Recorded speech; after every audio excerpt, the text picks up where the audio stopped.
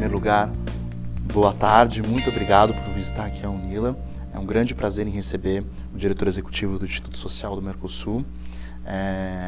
Antes de mais nada, eu vou fazer uma pequena abertura, uma pequena conversa, para que a gente possa ouvir mais sobre a sua experiência e sua percepção sobre os processos de integração hoje. Então, muito a partir da sua experiência no Instituto, eu gostaria de saber como que você vê a participação da sociedade civil, da academia, das empresas, das ONGs, dos projetos culturais na integração regional. Sua pergunta é fundamental, professor. Primeiro, muito obrigado pelo convite, obrigado pela oportunidade de conversar com vocês. Tem aqui o professor Felipe Almeida, com a sua gentileza me recebendo.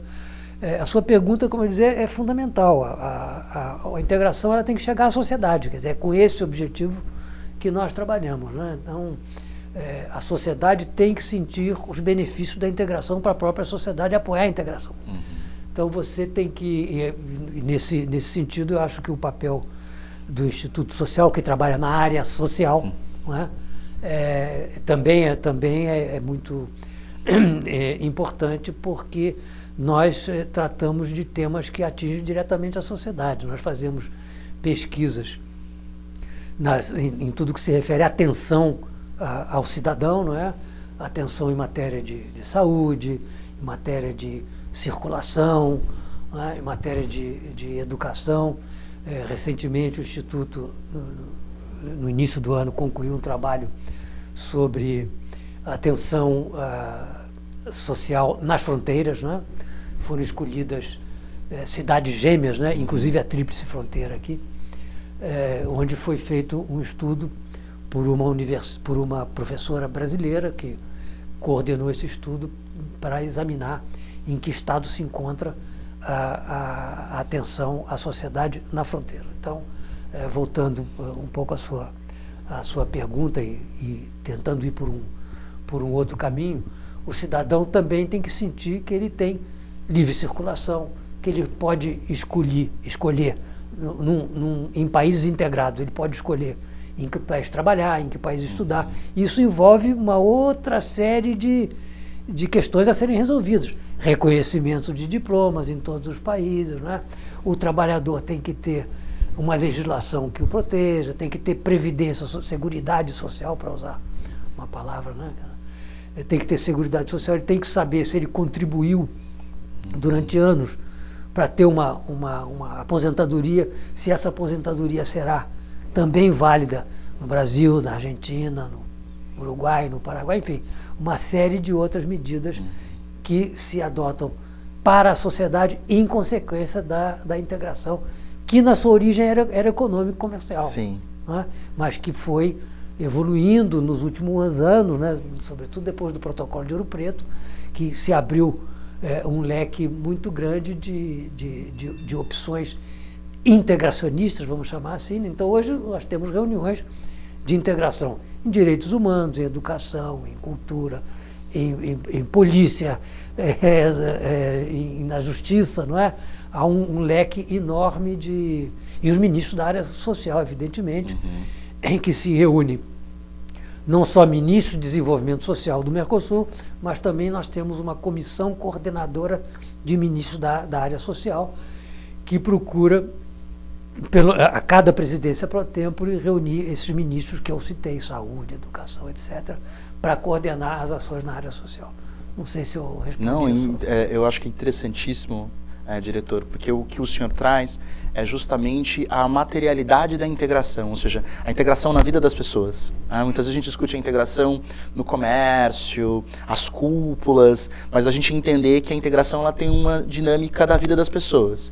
E que essa pode ser muitas vezes, e aí já te perguntando, né, o que o senhor acha sobre isso, se essa pode ser, na verdade, a garantia da continuidade dos processos de integração, ou seja, de que maneira que o fato da integração está na vida das pessoas, né, ou seja, eu poder cruzar uma ponte, eu poder estudar em outro país, eu poder trabalhar em outro país, sem enfrentar grandes dificuldades, sempre tem a burocracia, né, mas com menos dificuldades do que se não tivéssemos a integração, se muitas vezes essa não pode ser o caminho justamente para que a gente tenha uma integração duradoura, independente de mudanças de governo, de percepções ideológicas. Mais uma provocação. O que o senhor acha a partir dessa Eu vou voltar uma frase que eu disse de passagem. Eu acho que o cidadão ele tem que ser aliado da integração. Ele tem que sentir que ele se beneficia desse processo e portanto, será um aliado. Você falou uma coisa que é muito interessante e que eu queria ressaltar, a questão das leis, da burocracia e das leis. As leis nacionais, elas em geral são feitas para dentro. De maneira defensiva, inclusive. Né? Defensiva. Então, uma lei comercial é para proteger o comerciante nacional, o industrial nacional. Ela não tem esse espírito integracionista em geral. Então, você tem uma situação, por exemplo, você vai importar uma mercadoria do Uruguai. Teoricamente, se não houvesse a integração, é a mesma lei que você importar um produto chinês, ou japonês, ou europeu. Quer dizer, como há integração, a ideia é você facilitar o comércio entre os países, você ter o tratamento de produto nacional, enfim. E aí que a área comercial talvez deixe um pouco a desejar, porque nós temos, como o professor sabe muito bem, uma tarifa externa comum, que a ideia era unificar, que é uma tarifa externa hoje cheia de exceções, né? Você não tem uma amplitude da TEC, né? Tão profunda como nós gostaríamos, e isso também é um fator que prejudica a integração. Você vai criando exceções à tarifa externa e você prejudica, então, a circulação. Barreiras técnicas é um outro problema que tem. Cada Ministério da Agricultura tem a sua barreira técnica para a importação de alimentos, de lácteos, de água mineral. Nós trabalhamos, me lembro no passado, muito para autorizar a importação de água mineral uruguaia no Brasil. Como se a água mineral uruguaia... E isso você vai para a área de medicamentos, é um outro problema. Existem laboratórios muito competentes no Uruguai, no Paraguai, não é, que podem e já exportam também no âmbito do Mercosul. Mas a certificação é penosíssima, leva anos você certificar os laboratórios. Se exige, como acho que corresponde, que tenham padrões de excelência, de nível, né, para permitir a importação, a circulação desses produtos, mas você leva anos para certificar um laboratório e certificar uns medicamentos, custa dinheiro. Existe uma pressão forte, como é de conhecimento público, dos grandes laboratórios multinacionais, claro, né, sobre os menores. Isso você vê internamente em cada um dos países também. Sim. Não é só para circulação dentro do... se um laboratório pequeno no Brasil inventa um medicamento novo, até ele certificar aquele medicamento, ele vai ter que superar uma série de barreiras. Então, voltando à sua pergunta sobre o cidadão.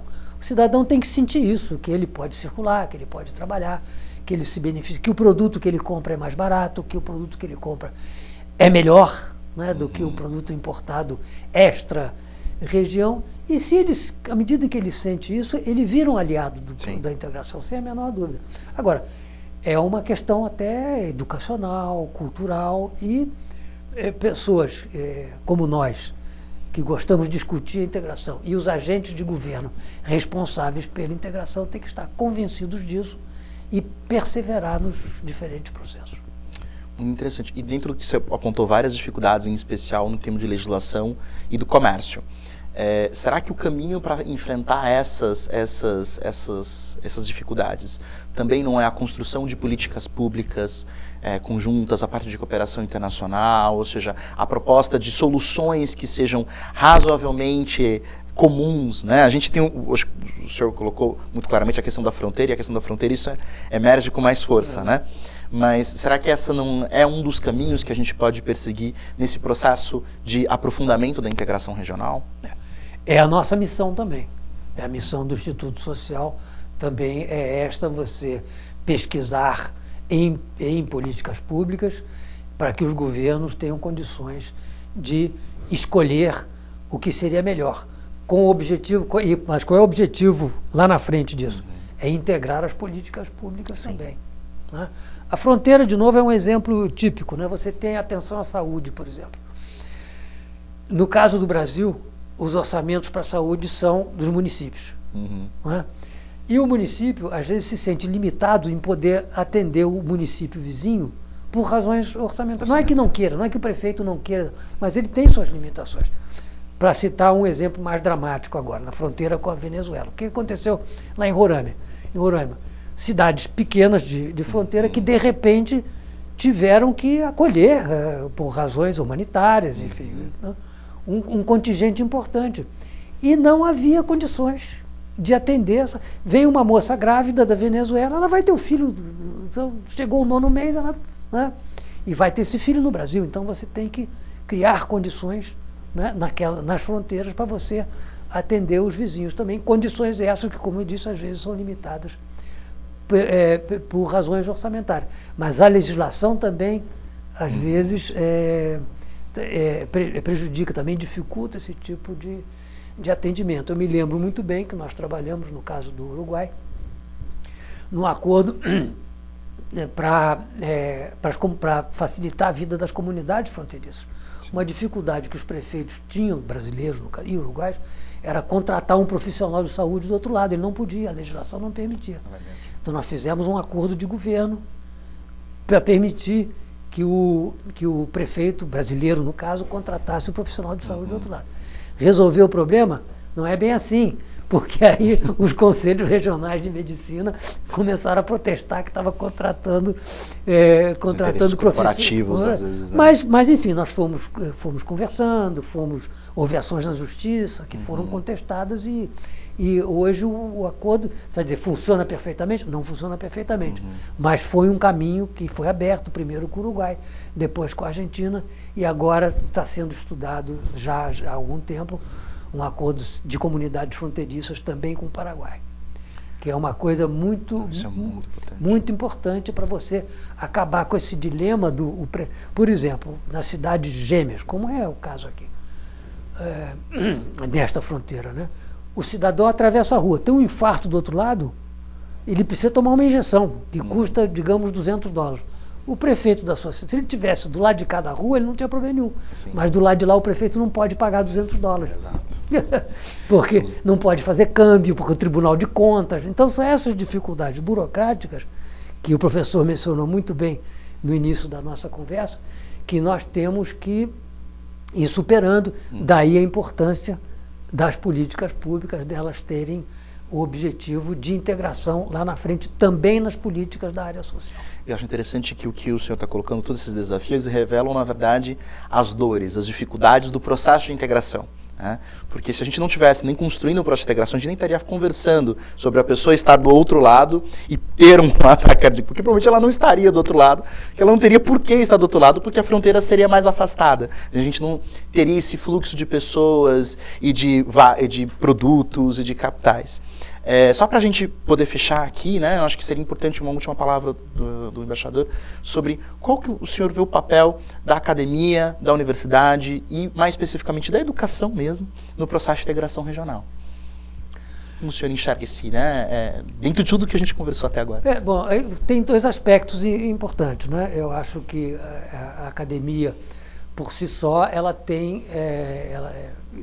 deveria buscar, eu acho que muita gente pensa assim, ter uma visão de conjunto, né? Quer dizer, eu acho que os próprios currículos da área internacional, por exemplo, podiam ser semelhantes, tentar haver uma convergência, inclusive para facilitar depois o reconhecimento de uma universidade. A universidade é autônoma, como nós sabemos, né? Ainda bem. Mas essa autonomia, ela podia, dentro da sua autonomia, buscar uma convergência com as universidades dos países vizinhos, que em alguns casos existem cursos que se correspondem, né, sobretudo na área de mestrado, doutorado. Então esse é um aspecto que eu acho da sua pergunta, que na minha visão seria importante uma certa convergência curricular, vamos chamar assim, um esforço de aproximar cada vez mais. Para a gente poder conversar mais também. Que eu acho que a UNILA é um bom exemplo, né? Uma universidade assim, né? Que atrai estudantes de vários países, né, da região, e a própria UNILA pode servir de um exemplo de como você construir uma visão de conjunto, aí que eu queria chegar. Um outro aspecto que você não perguntou, mas eu vou responder, é a importância da academia para nós, para o Instituto. O Instituto, como eu disse, nós fazemos estudos para municiar os governos nas suas políticas da área social. Agora, nós somos 5 profissionais com 5 assistentes. Nós não temos a capacidade de fazer os estudos.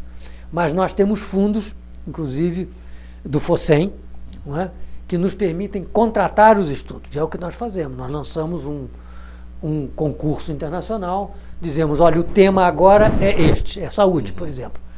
E professores, profissionais, né? As universidades se interessam pelo estudo e dizem, não, tá bem, então eu quero fazer esse estudo, quanto é que você vai me pagar? Então, em geral, já anunciamos quanto. Então, é fundamental para nós ter essa relação com a academia. Eu já mencionei o Estudo de Fronteiras, que foi feito, coordenado por uma professora brasileira. Estamos financiando, também com participação de professores, os perfis nacionais de proteção social. O estudo está sendo concluído agora. Foi feito um estudo sobre Argentina, Brasil, Uruguai e Paraguai. Contratamos professores que, em parceria com agentes governamentais, vão reunir estatísticas e legislação e fazer entrevistas para identificar o que é, voltando ao título o perfil nacional de proteção social, onde nós estamos e onde os governos podem trabalhar para aperfeiçoar esse sistema. Um outro trabalho que lançamos recentemente, que eu considero importante, é avaliar a situação do trabalhador migrante no Mercosul. Nós sabemos que há um contingente importante de paraguaios na Argentina, no Brasil, uruguaios na Argentina, no Brasil também, enfim, há brasileiros, né? Aqui nós temos o fenômeno dos brasiguais, que é um fenômeno diferente, mas também merece ser estudado, né? São um contingente importante de talvez 350 mil pessoas, não se sabe exatamente. Então, a avaliação que nós queremos saber é em que estado está a proteção desse trabalhador migrante. O trabalhador paraguaio que resolveu ir para o Brasil, e de outras nacionalidades. Já há um contingente de bolivianos importante no Brasil, peruanos no Brasil, no Paraguai. Nós queremos saber se as legislações nacionais e os acordos que há no âmbito do Mercosul são suficientes para proteger esse cidadão que escolheu trabalhar em outro país. Isso é fundamental. País. Então é um outro estudo que nós também vamos ter que fazer com o auxílio da academia. Excelente, embaixador, muito obrigado. Se deixar aqui, a gente vai ficar batendo papo sobre as ações do Instituto até amanhã e com muito gosto. Mas muito obrigado, embaixador. A gente vai continuar agora com a outra fala e agradecer a sua presença aqui na UNILA. É um grande prazer para a gente construir os projetos em parceria com o Instituto e também um grande prazer em recebê-lo. Muito obrigado.